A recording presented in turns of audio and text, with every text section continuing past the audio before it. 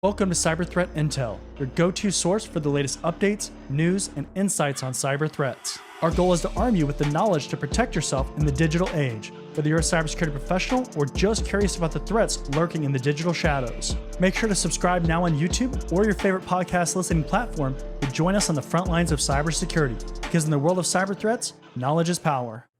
Welcome. This is Cyber Threat Intel. I'm your host, John Good. We're up to episode number 46 with this one. This is Wednesday, June 5th, 2024. Glad to have you here. If this is the first time that you are watching the content, if you are coming over from another episode or some other content, glad to see you returning and still getting your fix of cyber threat intel. If you need to grab a snack or a drink to get you through the content, make sure that you run and go do that real quick before we keep going. And then also, if you want to see the articles and the content that we cover in this episode, as well as other episodes, make sure to head on over to cyberthreatintel.com. Again, cyberthreatintel.com, and you can find all that information there, as well as the podcast platforms that we're on and all that good stuff. With that being said, let's go ahead and flip over to my screen and hop into the content. All right, so first article here, Fog ransomware rolls into target education, recreation sectors. Researchers from Arctic Wolf first spotted the group they call Fog on May 2nd, according to a newly released report. Through May 23rd, Fog performed relatively standard fare ransomware attacks, quickly infiltrating and encrypting data stored in virtualization environments, leaving a ransom note, but not exfiltrating anything, so not taking anything. Fog attacks typically begin with stolen virtual private network or VPN credentials, an increasingly popular means of initial access into sizable organizations, certainly because most organizations of large scale utilize some sort of VPN to protect their environments. In one case, for example, Fog passed the hash to compromise administrator accounts in its target network. It then used the accounts to establish a remote desktop protocol RDP connection with Windows servers running the Hyper-V hypervisor and Veeam data protection software. Other common Fog tactics, techniques, and procedures, TTPs, include credential stuffing, using native Windows and open source tools like Metasploit and PSExec, disabling Windows Defender, and using Tor to communicate with victims. Pretty standard stuff here. Contrary to recent trends, Fog does not exfiltrate the data it encrypts. It does not operate a leak site, perform double or triple extortion, or anything of the sort, according to the article. So it's very interesting to see different attack groups and different threat actors and their different techniques or their different strategies that they use. When we talk about different threats, all these groups or all these actors, they all have their own kind of strategies or motivation, and ultimately their objectives and what they're trying to accomplish. We see that with everybody. We see that with companies. We see that with threat actors. We see that with, all kinds of groups, employees. So everybody kind of has their own motivations, their own motives, what they're trying to accomplish.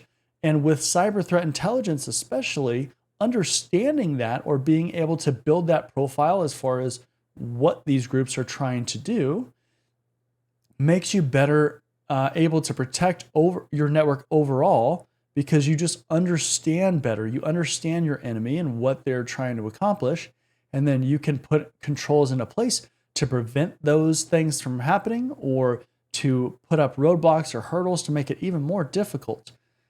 The one thing that's really interesting with this one is that, again, and we talked about this a couple times reading through the article, that they do not exfiltrate the data that they encrypt. Typically, what we see with a lot of these groups is they will take a copy of the data, so whatever it is, and that's why you see a lot of these data dumps or these data troves up for sale.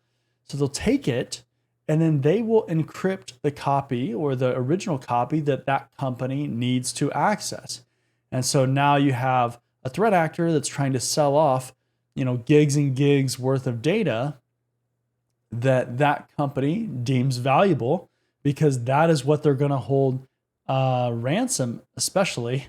They're essentially going to hold that company ransom not only to decrypt their existing copy, their original copy, but also a lot of cases they will say, we will also delete the copy that we have, or they use that to take screenshots and show evidence that they indeed have breached a company.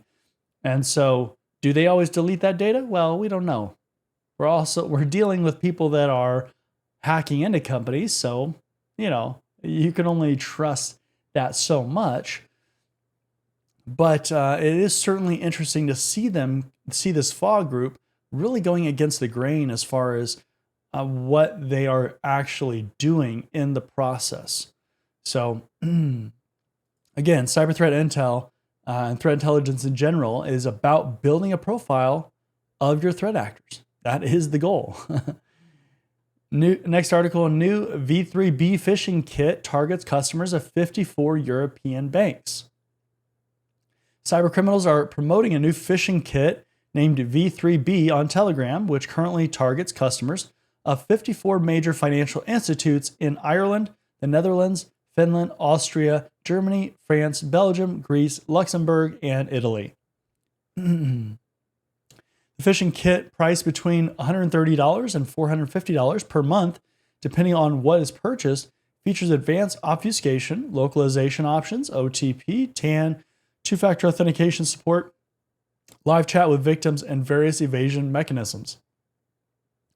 According to security researchers, again, interesting name, who discovered V3B, its Telegram channel already counts over 1,250 members, indicating the new phishing as a service PHAAS platform is quickly gaining traction in the cybercrime space.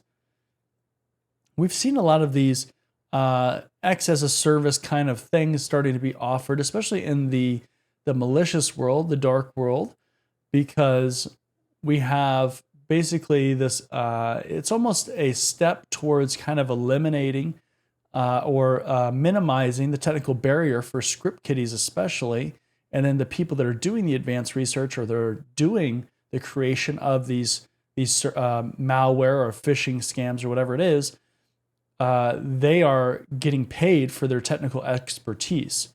So we've been seeing this happen a lot. It's no longer just, hey, you can be a script kiddie and go download this tool, but you also have to do these kinds of steps. And so it's kind of a little bit higher barrier, but I mean, phishing as a service, it's basically like going and buying any SaaS service. You can just easily do it, and then your technical barrier to entry is certainly lower. And then for everybody else, that's kind of unfortunate because obviously that's going to make it easier for attackers that have very low technical acumen to execute these attacks. So they include a few screenshots here about it. The kit, which is designed to work on both mobile and desktop platforms, can intercept banking account credentials and information, as well as credit card details. Additionally, the admin panel, uPanel, allows fraudsters to interact with victims in real time via a chat system to obtain one-time passwords, OTPs, by sending custom notifications. So that's kind of interesting. And then they show a screenshot of the actual panel. And so they are saying that you can interact with the victim. And from this type of malware or this type of system, certainly that is a useful feature to make sure that you get paid. I guess it could also be used to troll your victims or do really whatever you want as far as communicating with them. So it is interesting to see how these tools have kind of evolved over the last, several years, many years, and how they are getting more sophisticated as far as like what they offer and the capabilities and how you interact with your victim and all those kinds of things. Because a lot of times what we would see is, especially like with ransomware as an example, just completely locks out, the data or the screen or whatever it is. But if you can interact with them on an ongoing basis and not need them to go to another platform to do that, that's kind of interesting. Maybe you can negotiate through that. Article also says stolen information is transmitted back to the cyber criminals through the Telegram API. See a lot of these attacker groups dealing with Telegram. It's pretty standard.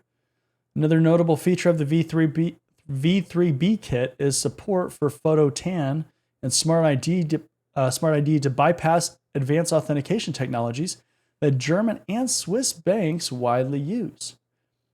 So that is certainly of concern when you see things like this, when there are advanced mechanisms put into place, yet these attack groups are able to bypass those. So it's kind of this back and forth between attackers and the good guys or good gals to add these additional measures that are supposed to make things more secure. But then if they can just bypass them, what's the point? So especially when we're dealing with banking and things like of that nature that are a little bit more sensitive, a little bit more critical, that becomes even more of a concern. All right, let's keep moving here. Cyber attack disrupts operations of supermarkets across Russia. No! Popular Russian discount retail chain with over 1,000 stores nationwide was hit by a cyber attack over the weekend that disrupted its services for several days. Supermarket chain Verny, which means loyal in Russian, confirmed the hack to several local news websites, adding they are still working to fully restore operations. The unknown attackers took down the company's website and mobile app. Due to the attack, Verny supermarkets couldn't process bank cards or receive and deliver online orders, according to the reports. Video shared on Telegram by local customers shows Verny stores across Russia with printed signs on their doors saying they're temporarily accepting cash only. So this is a good thing to think about if you are a credit card only or a card only vendor or organization, business. That's the only way you take payments is through card. What is your backup plan? If you think about things like retail stores typically will take both. They'll take cash and they'll take credit card, plastic, maybe even check. I don't think a lot of places probably take checks as often, but you can take checks. And so if you are a cashless place, so we've been seeing a lot of those in the United States pop up, is cashless only payment systems or retail stores, things like that. How do you take payments if you can't do that? If you can only take card and your card system goes down, what do you do?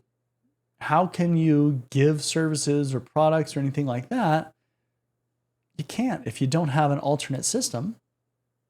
And I remember working in retail where we had the credit card systems go down and we were processing larger transactions, so cash wasn't necessarily a reasonable thing to take, and especially in that particular business, it didn't necessarily make sense to just take a cash payment.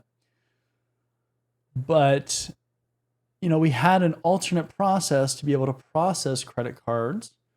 Certainly, if you are doing manual credit card payments, there are bad things about that, because if you're dealing with large value items, large value inventory that you are not maybe directly selling, maybe you are renting at a very low cost to make it economical for whoever's doing it.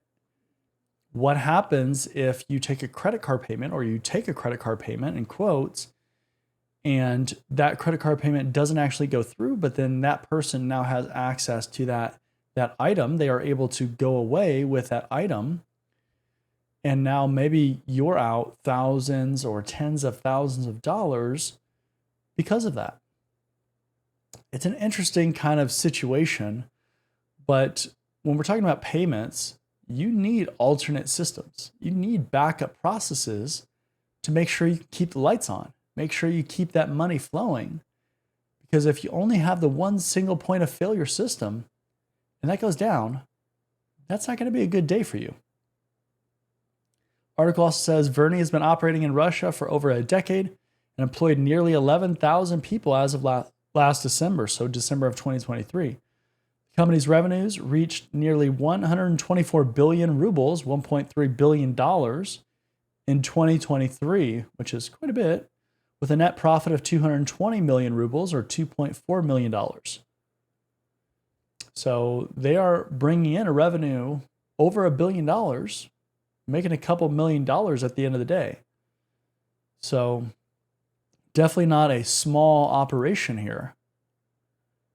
Now, similar incidents, it says 1 week before the cyber attack on Verny, a similar incident hit CDEC, one of Russia's largest delivery companies, reportedly carried out by a little-known Russian-speaking group called Hedmar. The attack disrupted CDEC's website and mobile app, forcing the company to suspend parcel shipments. So again, business processes, what's your priority? What's that prioritization look like in those processes? What does your restoration process look like? What does your business continuity process look like?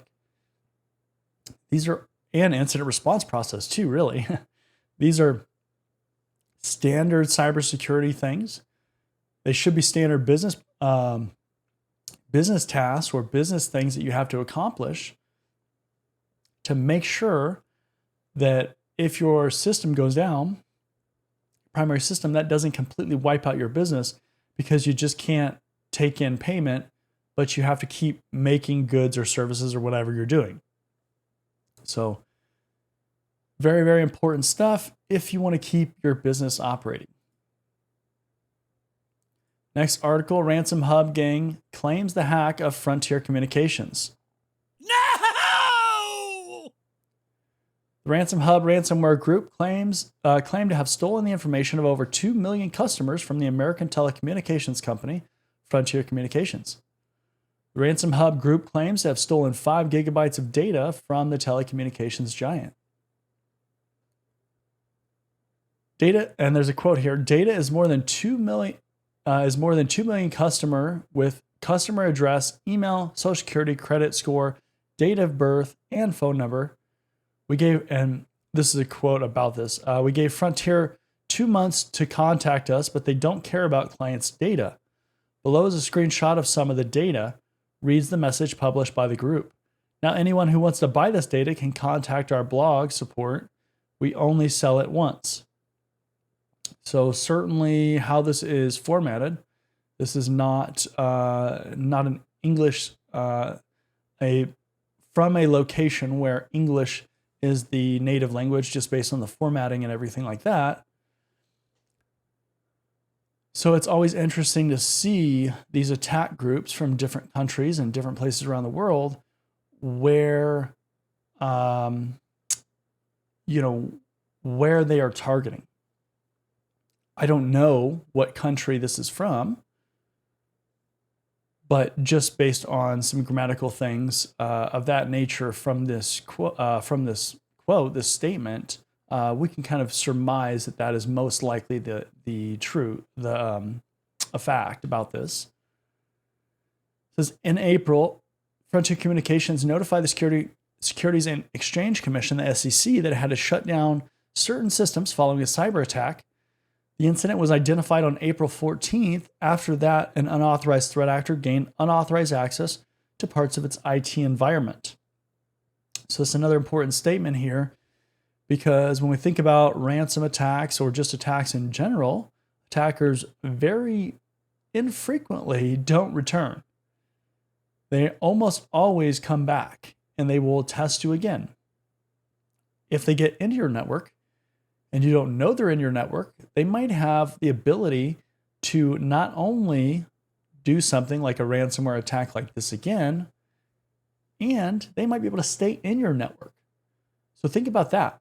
If an attack group got into your network, you didn't fully eradicate them, you didn't remove them fully, they pulled off a ransomware attack a little bit later, you took care of that, you paid the ransom, whatever, and then maybe another 6 months down the line, they come back again, and then they are attacking you again. They're doing something else.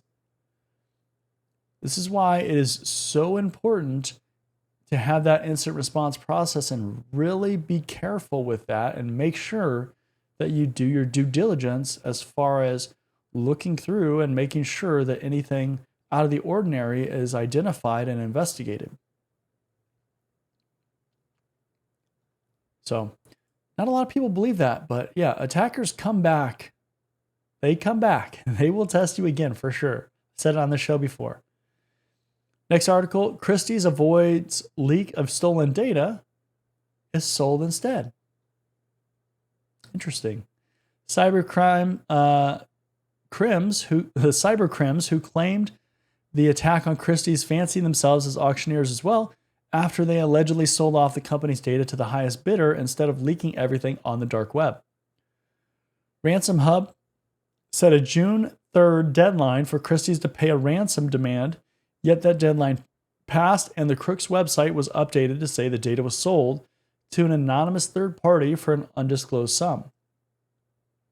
And this is a quote, our investigations determined there was an unauthorized access by a third party to parts of the Christie's network. They also determined that the third party group accessed client names and for a subset of clients took some other personal identity information. There's no evidence that any financial or transactional records were taken for any clients.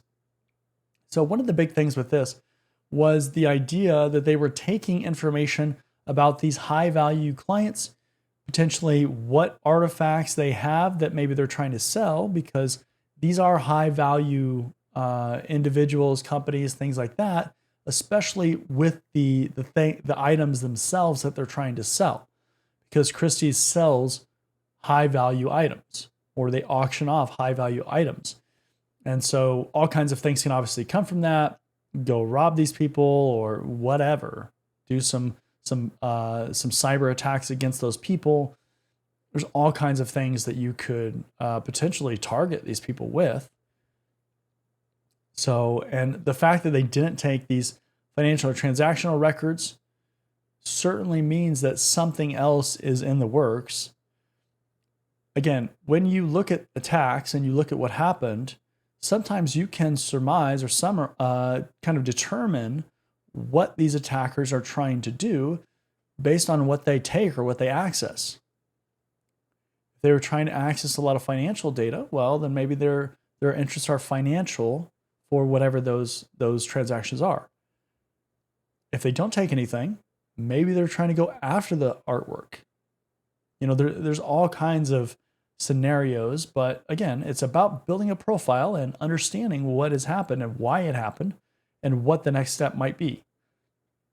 There's a quote here, auctioning rather than leaking data is not new, but relatively rare with little evidence that this results in a payout for the criminals, Don Smith, director of threat intelligence at SecureWorks, told El Reg. So yeah, that's another thing, right? That they auction it off instead of actually trying to get the payout. Considering ransomware as a business up front, you expend effort and the expectation of a later payout. If Christie's had made it clear that they're not going to pay, releasing data draws a line on the incident with no benefit to the bad guys. Auctioning is a last-ditch attempt to achieve a payout, absolutely. Auctions are more likely to be successful where a victim has a meaningful brand or there's some expectation the data has real value. So now anybody could bid on that data to get it, and not the original group. They might have had one intent, but now they're selling it off to whoever who might have a different intent. That makes it kind of obfuscated as far as what the intent and the next steps might be, because somebody with a completely different motive might actually go for that data now. And now you kind of lost that information, that profile, as far as why the original attack took place in the first place. So it kind of gets obfuscated, abstracted from that original attack, and that is that's a little bit more difficult to build that threat intelligence profile. You can certainly do it on the original group, but again, you lose some of that data because it's another group now that's going to own that data. And again, their motive might be different. So with that being said, that's the last article for today. Again, this is Cyber Threat Intel. This is episode number 46. It's Wednesday, June 5th, 2024, and I'm your host, John Good. If you want to see all the articles that we covered, as well as some other articles from previous episodes, or additional articles that we've added to the feed that are important to read as well, make sure you head on over to cyberthreatintel.com. Again, cyberthreatintel.com. You can find all that information there. With that being said, I hope you have a good rest of your day, and I'll see you in the next one. See you later. Are you tired of overpaying for cybersecurity training? Are you interested in training from industry professionals? Are you looking for cybersecurity career services?